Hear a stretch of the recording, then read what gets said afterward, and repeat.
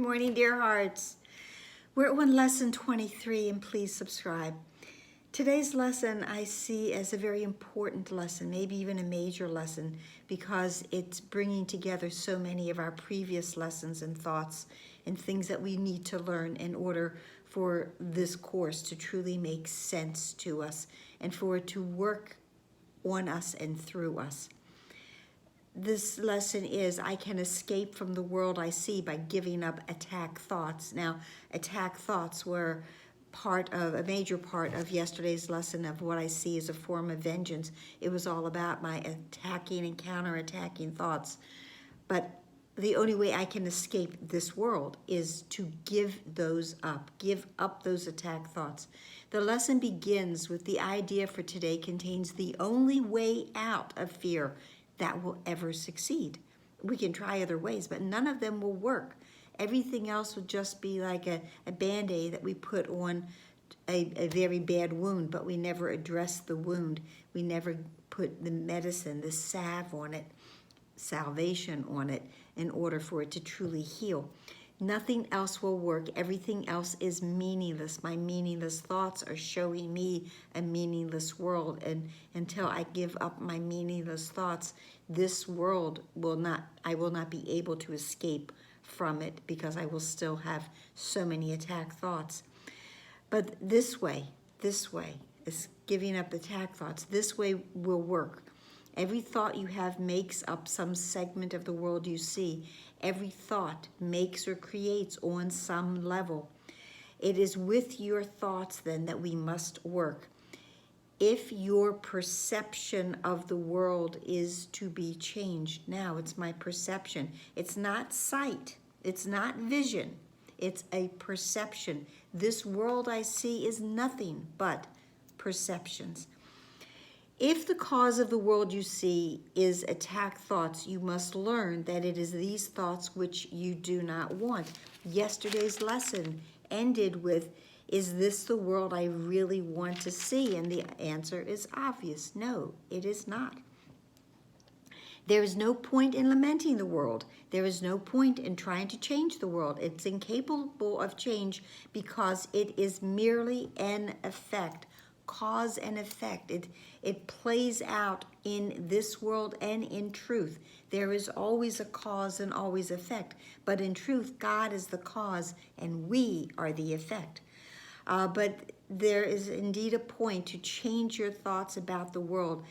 Here you are changing the cause. The effect will change automatically. You know, some of our previous lessons is I've given everything I see all the meaning that it has for me. But when I change that thought that has given meaning, then the effect of what I see will change also. The world you see is a vengeful world, and everything in it is a symbol of vengeance. Yesterday's lesson, what I see is a form of vengeance, and each of your perceptions of external reality is a pictorial representation of your own attack thoughts.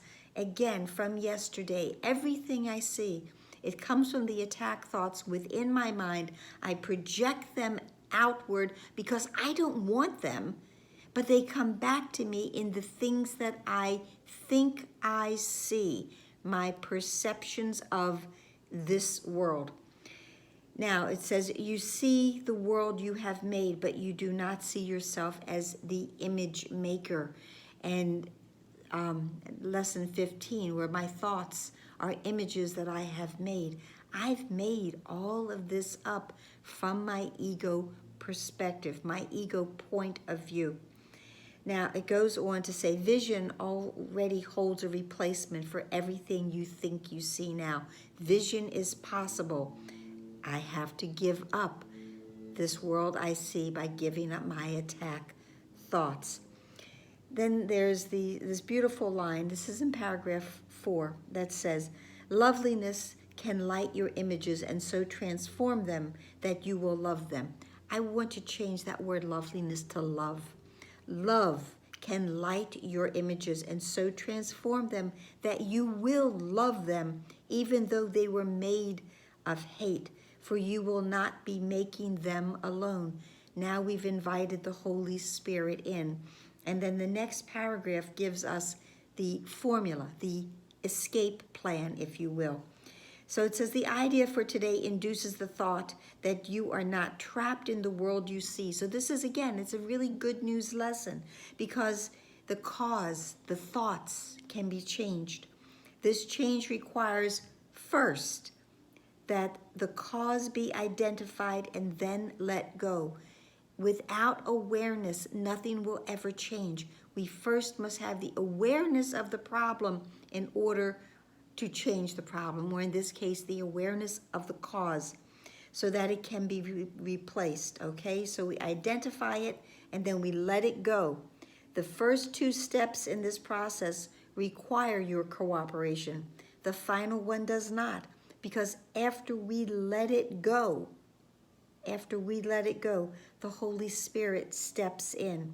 It says, by taking the first two steps, you will see that this is so. The Holy Spirit, our guide, our comforter, our teacher, who's been given to us, will step in the moment he is invited. And that's another big lesson that we have to learn. Because we have free will, we must invite in the answer. We are never going to be coerced, as I've said many, many times. I'm sure I'll say it more.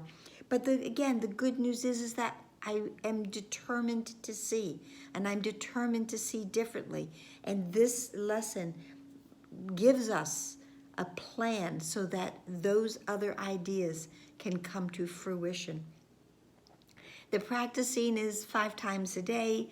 Again, we repeat the idea slowly to yourself, look around the room, and then search your mind for many attack thoughts as occur to you. And as each one crosses your mind, say, I can escape from the world I see by giving up attack thoughts about, and again, we get to fill in that blank. And it says in the practice periods, be sure to include both your thoughts of attacking and of being attacked. That's really important. It isn't just this one-way street, because I'm attacking, I'm counterattacking because I thought I have been attacked. Now, one more thing before we complete today.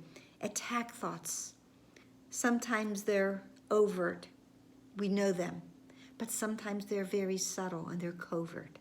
So we really have to search our mind for the smallest of thing that might be being identified as an attack thought. It can be very subtle. We may not see it that way, but it is there.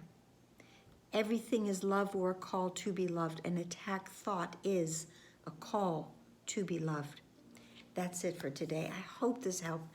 Please like, please share, please subscribe, please comment, please pray. I didn't get new flowers yet. Tomorrow's lesson is also a very important lesson, so I hope you'll be here for it. Namaste.